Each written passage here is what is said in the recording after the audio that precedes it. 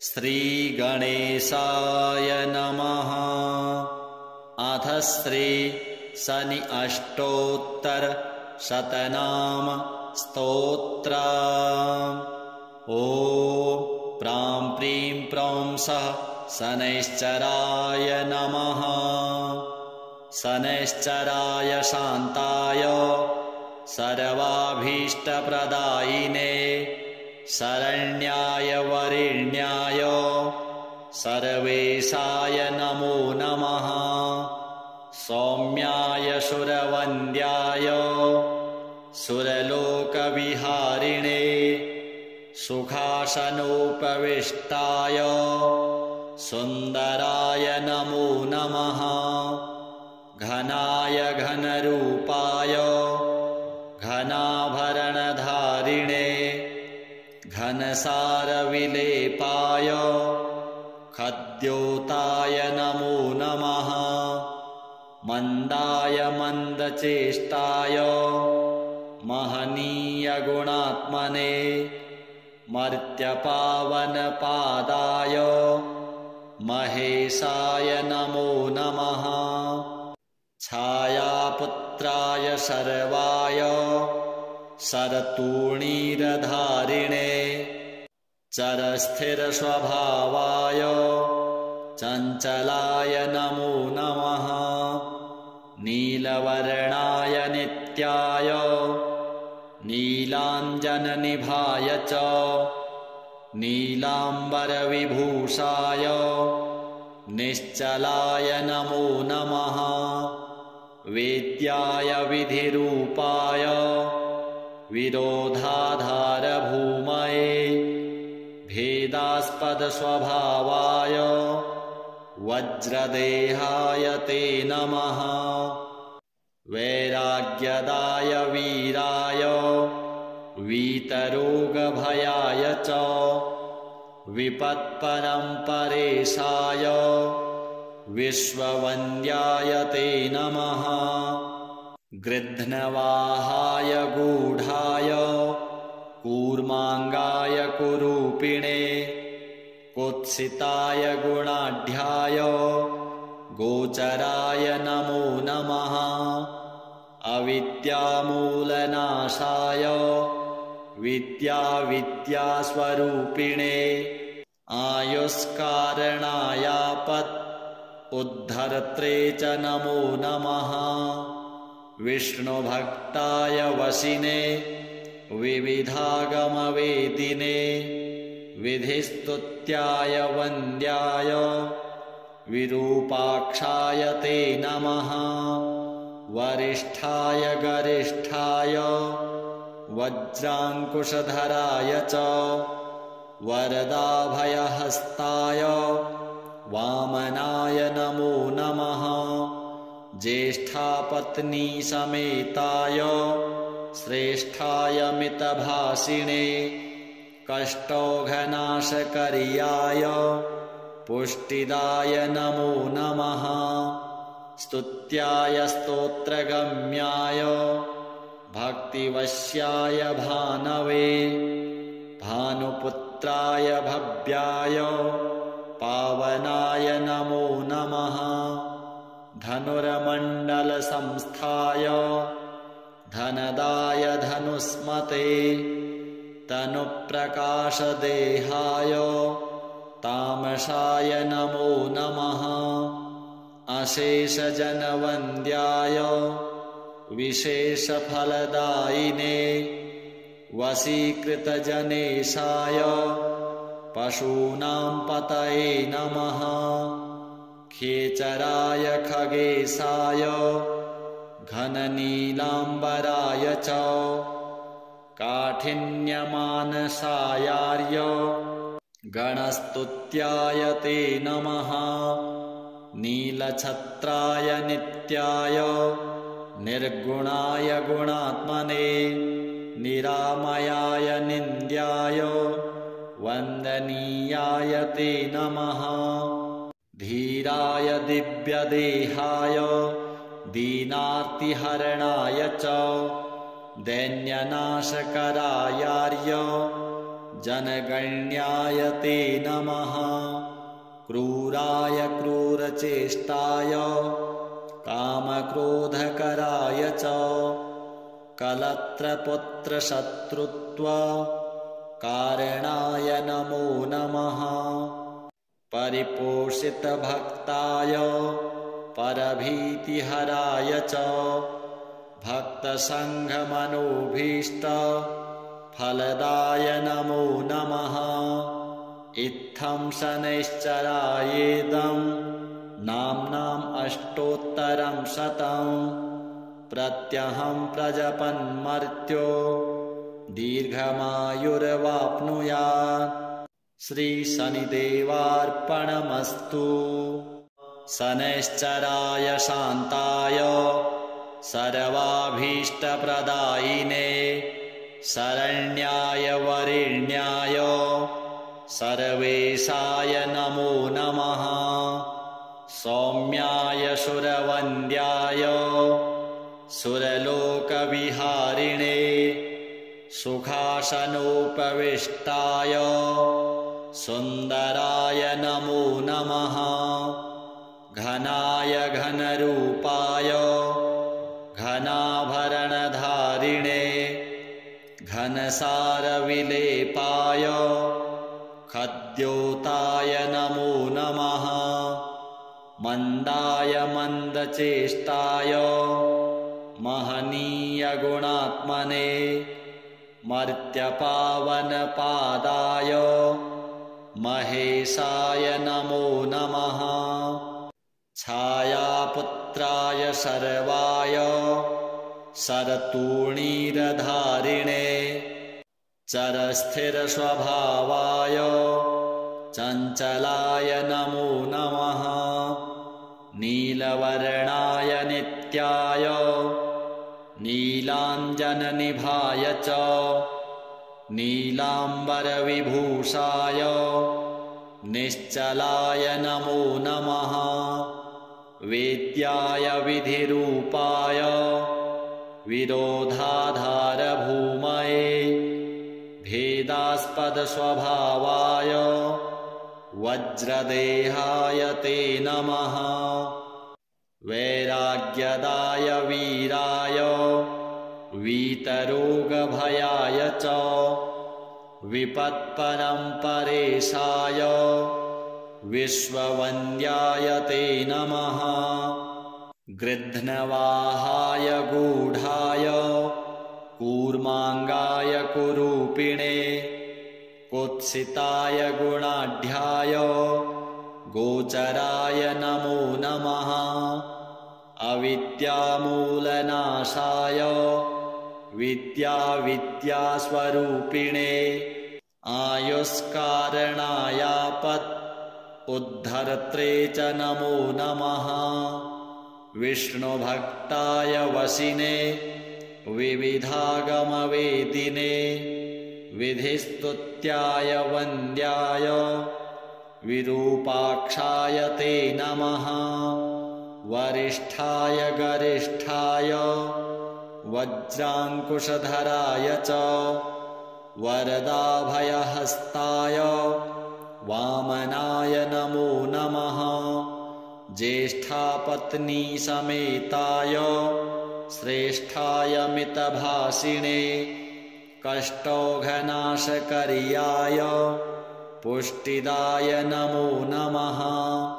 स्तुत्याय स्तोत्रगम्याय भक्तिवश्याय भानवे भानुपुत्राय भव्याय पावनाय नमो नमः। धनुर्मण्डलसंस्थाय धनदाय धनुष्मते तनुप्रकाशदेहाय तामसाय नमो नमः। अशेषजनवन्द्याय विशेषफलदायिने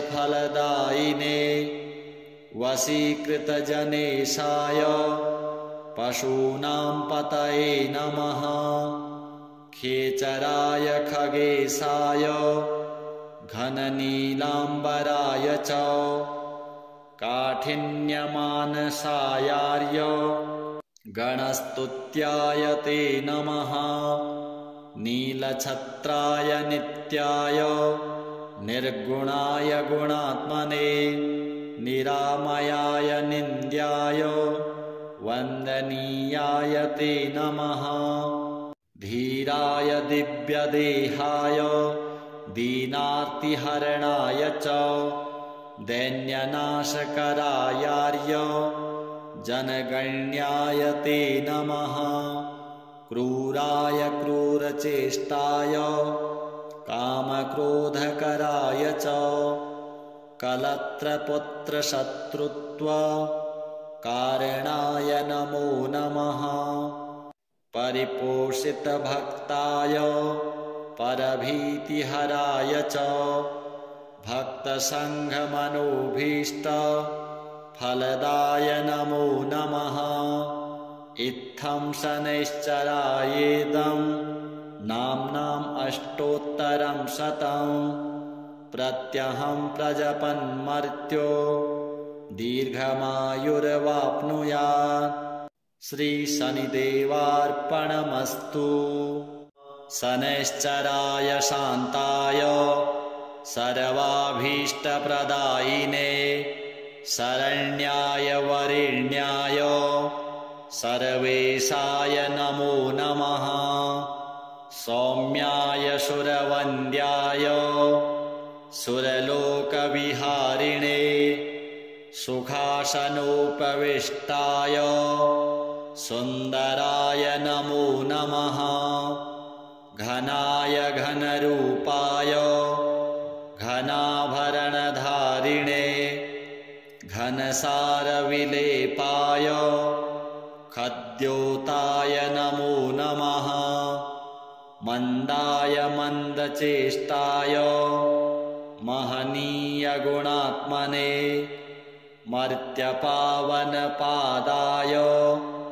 महेशाय नमो नमः छायापुत्राय सर्वाय शरतूणीरधारिणे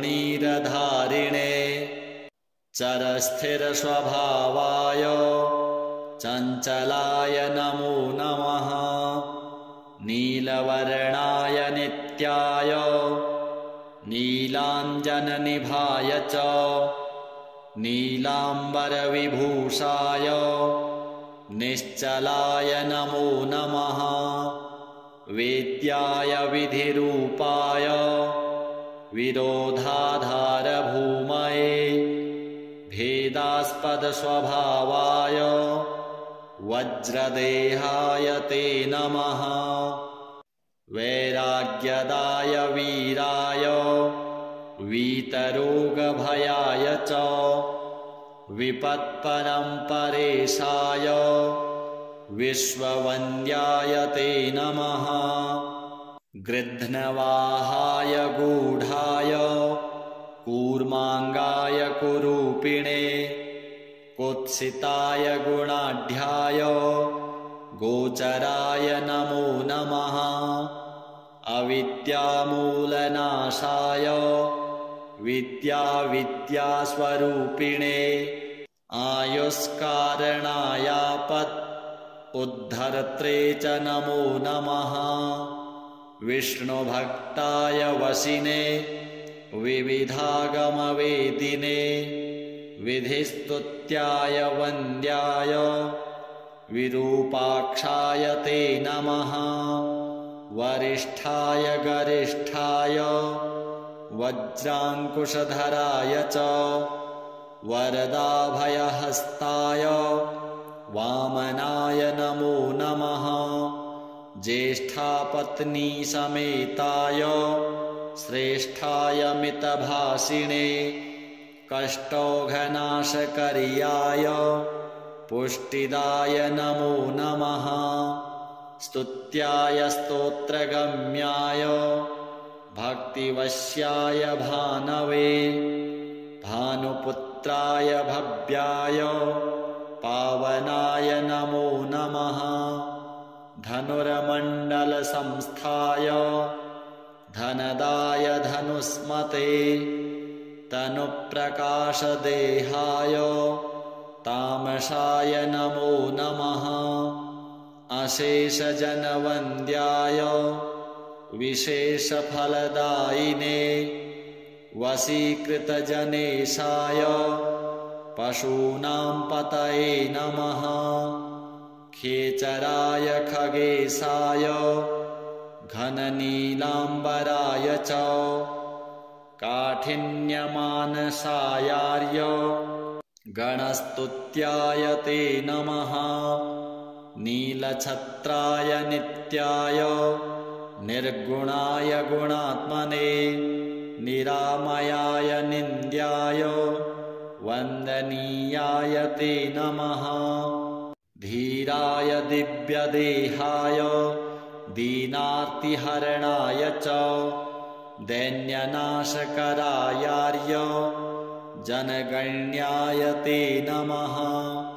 क्रूराय क्रूरचेष्टाय कामक्रोधकराय च कलत्रपुत्रशत्रुत्व कारणाय नमो नमः।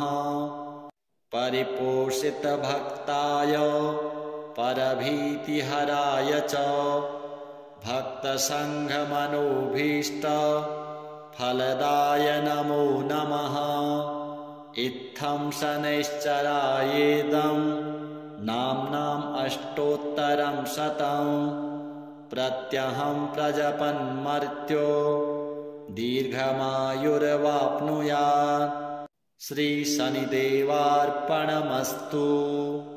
शनैश्चराय शान्ताय सर्वाभीष्टप्रदायिने शरण्याय वरेण्याय सर्वेशाय नमो नमः। सौम्याय सुरवन्द्याय सुरलोकविहारिणे सुखासनोपविष्टाय सुन्दराय नमो नमः। घनाय घनरूपाय घनाभरणधारिणे घनसारविलेपाय खद्योताय नमो नमः। मन्दाय मन्दचेष्टाय महनीयगुणात्मने मर्त्यपावनपादाय महेशाय नमो नमः। छायापुत्राय सर्वाय शरतूणीरधारिणे चरस्थिरस्वभावाय चञ्चलाय नमो नमः। नीलवर्णाय नित्याय नीलाञ्जननिभाय च नीलाम्बरविभूषाय निश्चलाय नमो नमः। वेद्याय विधिरूपाय विरोधाधारभूमये भेदास्पदस्वभावाय वज्रदेहाय ते नमः। वैराग्यदाय वीराय वीतरोगभयाय च विपत्परम्परेशाय विश्ववन्द्याय ते नमः। गृध्नवाहाय गूढाय कूर्माङ्गाय कुरूपिणे कुत्सिताय गुणाढ्याय गोचराय नमो नमः। अविद्यामूलनाशाय विद्यास्वरूपिणे आयुष्कारणायापत् उद्धर्त्रे च नमो नमः। विष्णुभक्ताय वशिने विविधागमवेदिने विधिस्तुत्याय वन्द्याय विरूपाक्षाय ते नमः। वरिष्ठाय गरिष्ठाय वज्राङ्कुशधराय च वरदाभयहस्ताय वामनाय नमो नमः। ज्येष्ठापत्नीसमेताय श्रेष्ठाय मितभाषिणे कष्टौघनाशकर्याय पुष्टिदाय नमो नमः। स्तुत्याय स्तोत्रगम्याय भक्तिवश्याय भानवे भानुपुत्राय भव्याय पावनाय नमो नमः। धनुर्मण्डलसंस्थाय धनदाय धनुस्मते तनुप्रकाशदेहाय तामसाय नमो नमः। अशेषजनवन्द्याय विशेषफलदायिने वशीकृतजनेशाय पशूनां पतये नमः। खेचराय खगेशाय घननीलाम्बराय च काठिन्यमानसायार्य गणस्तुत्याय ते नमः। नीलछत्राय नित्याय निर्गुणाय गुणात्मने निरामयाय निन्द्याय वन्दनीयाय ते नमः। धीराय दिव्यदेहाय दीनार्तिहरणाय च दैन्यनाशकरायार्य जनगण्याय ते नमः। क्रूराय क्रूरचेष्टाय कामक्रोधकराय च कलत्रपुत्रशत्रुत्व कारणाय नमो नमः। परिपोषितभक्ताय परभीतिहराय च भक्तसङ्घमनोभीष्ट फलदाय नमो नमः। इत्थं शनैश्चरायेदं नाम्नाम् अष्टोत्तरं शतं प्रत्यहं प्रजपन्मर्त्यो दीर्घमायुर्वाप्नुयात्। श्रीशनिदेवार्पणमस्तु। शनैश्चराय शान्ताय सर्वाभीष्टप्रदायिने शरण्याय वरेण्याय सर्वेशाय नमो नमः। सौम्याय सुरवन्द्याय सुरलोकविहारिणे सुखासनोपविष्टाय सुन्दराय नमो नमः। घनाय घनरूपाय घनाभरणधारिणे घनसारविलेपाय खद्योताय नमो नमः। मन्दाय मन्दचेष्टाय महनीयगुणात्मने मर्त्यपावनपादाय महेशाय नमो नमः। छायापुत्राय सर्वाय शरतूणीरधारिणे चरस्थिरस्वभावाय चञ्चलाय नमो नमः। नीलवर्णाय नित्याय नीलाञ्जननिभाय च नीलाम्बरविभूषाय निश्चलाय नमो नमः। वेद्याय विधिरूपाय विरोधाधारभूमये भेदास्पदस्वभावाय वज्रदेहाय ते नमः। वैराग्यदाय वीराय वीतरोगभयाय च विपत्परम्परेशाय विश्ववन्द्याय ते नमः। गृध्नवाहाय गूढाय कूर्माङ्गाय कुरूपिणे कुत्सिताय गुणाढ्याय गोचराय नमो नमः। अविद्यामूलनाशाय विद्यास्वरूपिणे आयुष्कारणायापत् उद्धर्त्रे च नमो नमः। विष्णुभक्ताय वशिने विविधागमवेदिने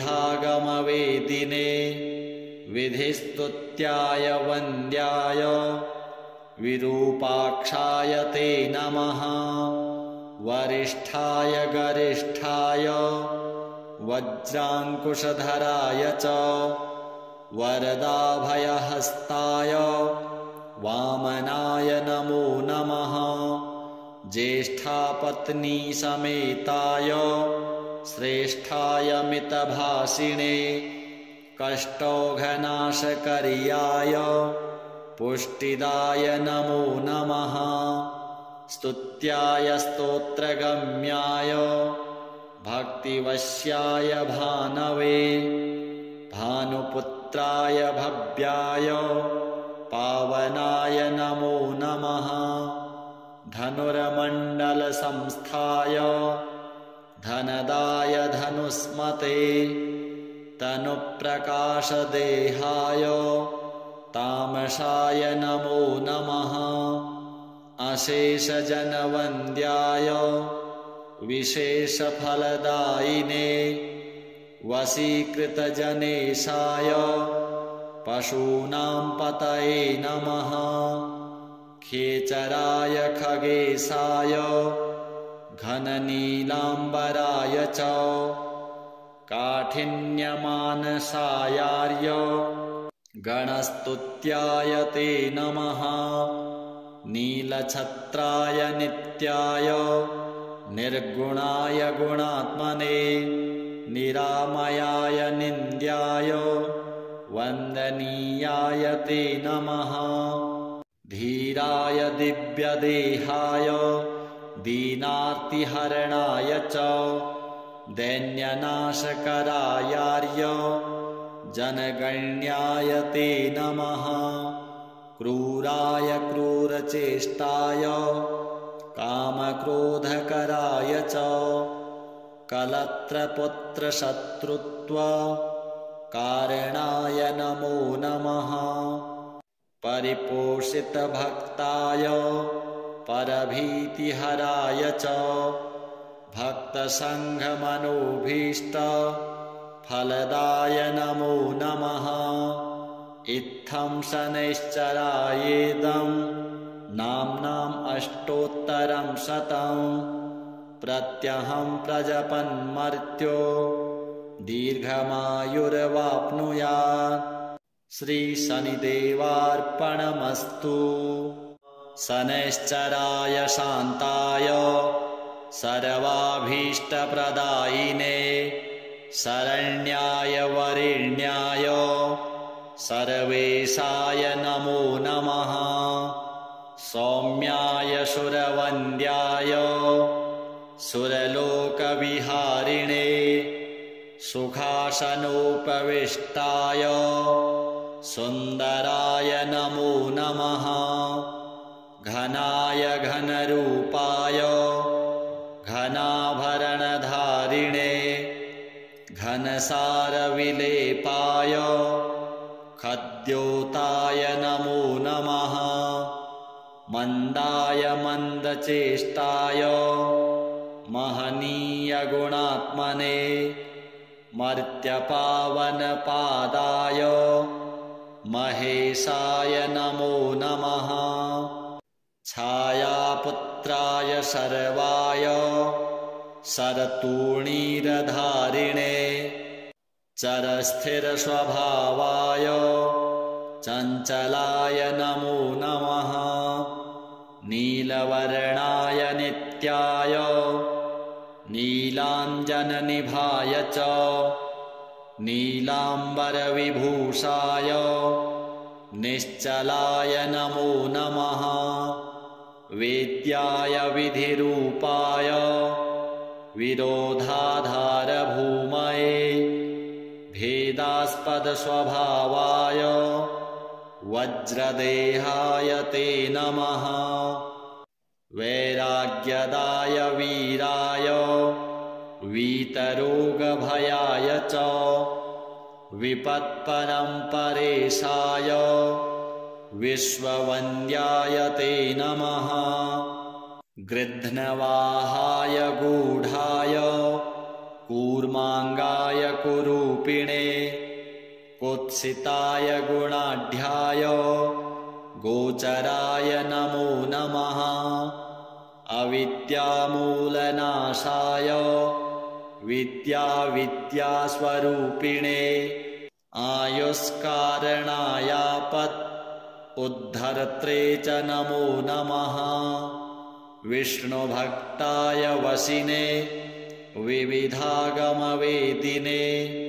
विधिस्तुत्याय वन्द्याय विरूपाक्षाय ते नमः वरिष्ठाय गरिष्ठाय वज्राङ्कुशधराय च वरदाभयहस्ताय वामनाय नमो नमः ज्येष्ठापत्नीसमेताय श्रेष्ठाय मितभाषिणे कष्टौघनाशकर्याय पुष्टिदाय नमो नमः स्तुत्याय स्तोत्रगम्याय भक्तिवश्याय भानवे भानुपुत्राय भव्याय पावनाय नमो नमः धनुर्मण्डलसंस्थाय धनदाय धनुस्मते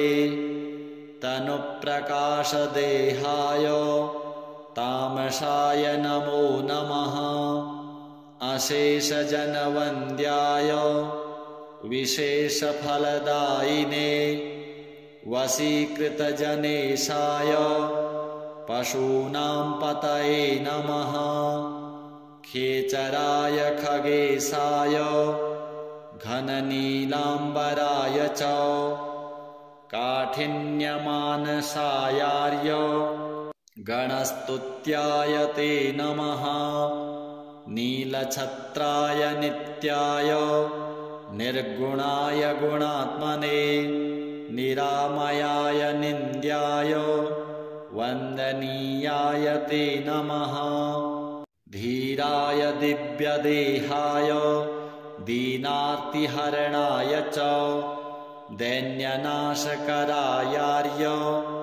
जनगण्याय ते नमः क्रूराय क्रूरचेष्टाय कामक्रोधकराय च कलत्रपुत्रशत्रुत्व कारणाय नमो नमः परिपोषितभक्ताय परभीतिहराय च भक्तसङ्घमनोभीष्ट फलदाय नमो नमः इत्थं शनैश्चरायेदं नाम्नाम् अष्टोत्तरं शतं प्रत्यहं प्रजपन्मर्त्यो दीर्घमायुर्वाप्नुयात् श्रीशनिदेवार्पणमस्तु शनैश्चराय शान्ताय सर्वाभीष्टप्रदायिने शरण्याय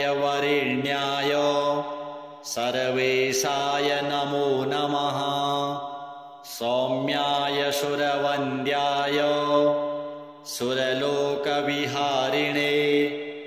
सुखासनोपविष्टाय सुन्दराय नमो नमः घनाय घनरूपाय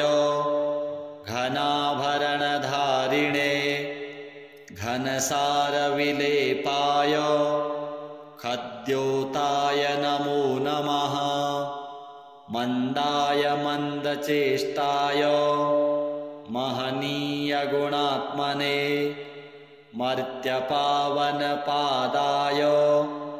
महेशाय नमो नमः छायापुत्राय सर्वाय शरतूणीरधारिणे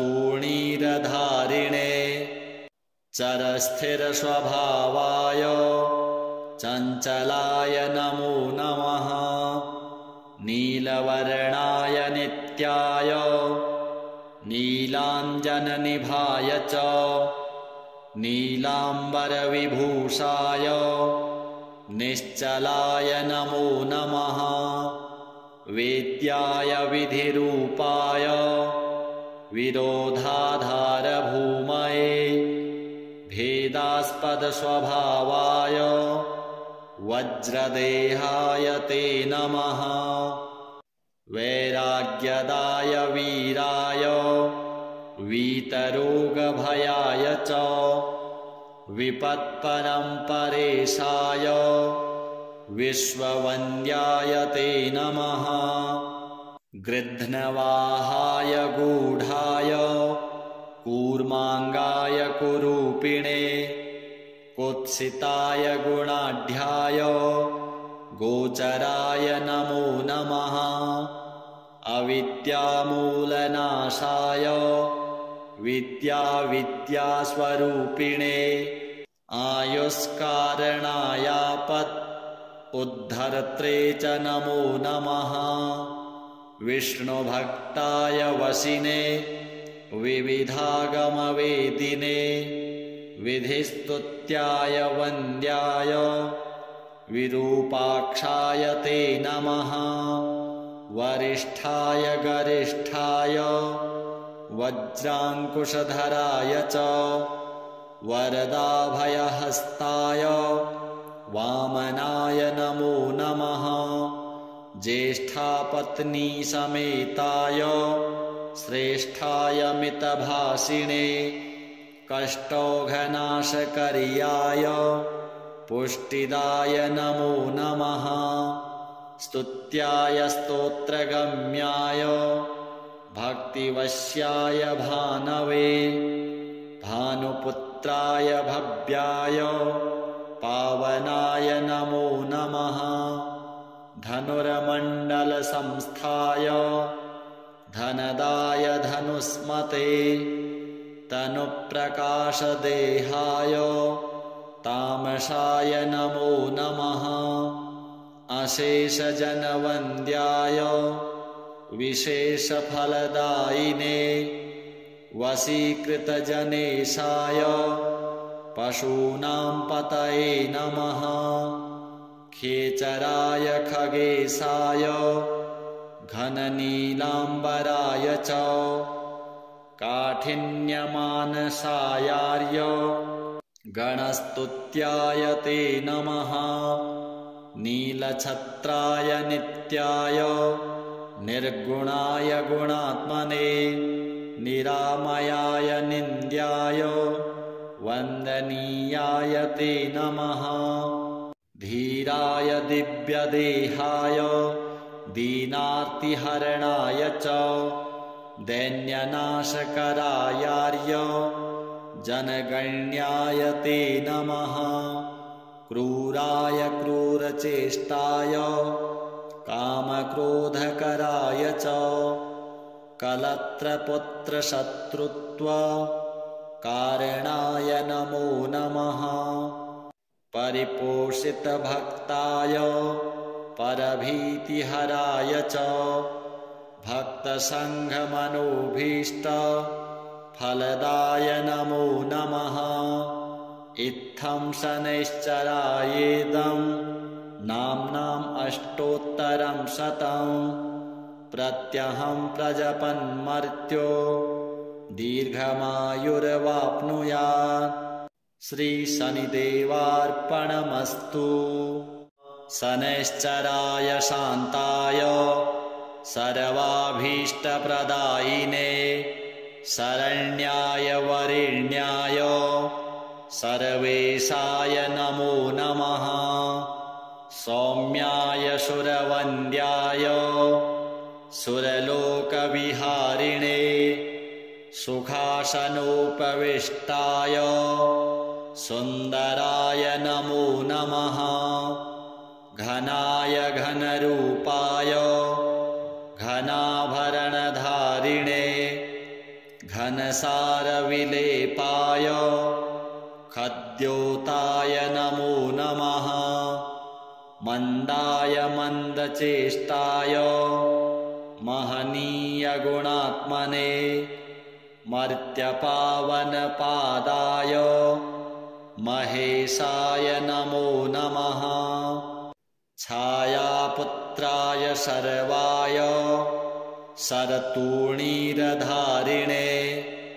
चरस्थिरस्वभावाय चञ्चलाय नमो नमः। नीलवर्णाय नित्याय नीलाञ्जननिभाय च नीलाम्बरविभूषाय निश्चलाय नमो नमः। वेद्याय विधिरूपाय विरोधाधारभूमये भेदास्पदस्वभावाय वज्रदेहाय ते नमः। वैराग्यदाय वीराय वीतरोगभयाय च विपत्परम्परेशाय विश्ववन्द्याय ते नमः। गृध्नवाहाय गूढाय कूर्माङ्गाय कुरूपिणे कुत्सिताय गुणाढ्याय गोचराय नमो नमः। अविद्यामूलनाशाय विद्यास्वरूपिणे आयुष्कारणायापत् उद्धर्त्रे च नमो नमः। विष्णुभक्ताय वशिने विविधागमवेदिने विधिस्तुत्याय वन्द्याय विरूपाक्षाय ते नमः। वरिष्ठाय गरिष्ठाय वज्राङ्कुशधराय च वरदाभयहस्ताय वामनाय नमो नमः। ज्येष्ठापत्नीसमेताय श्रेष्ठाय मितभाषिणे कष्टौघनाशकर्याय पुष्टिदाय नमो नमः। स्तुत्याय स्तोत्रगम्याय भक्तिवश्याय भानवे भानुपुत्राय भव्याय पावनाय नमो नमः।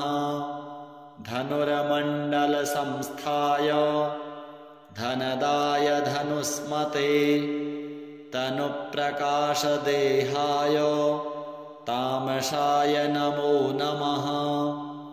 अशेषजनवन्द्याय विशेषफलदायिने वशीकृतजनेशाय पशूनां पतये नमः। खेचराय खगेशाय घननीलाम्बराय च काठिन्यमानसायार्य गणस्तुत्याय ते नमः। नीलछत्राय नित्याय निर्गुणाय गुणात्मने निरामयाय निन्द्याय वन्दनीयाय ते नमः। धीराय दिव्यदेहाय दीनार्तिहरणाय च दैन्यनाशकरायार्य जनगण्याय ते नमः। क्रूराय क्रूरचेष्टाय कामक्रोधकराय च कलत्रपुत्रशत्रुत्व कारणाय नमो नमः। परिपोषितभक्ताय परभीतिहराय च भक्तसङ्घमनोभीष्ट फलदाय नमो नमः।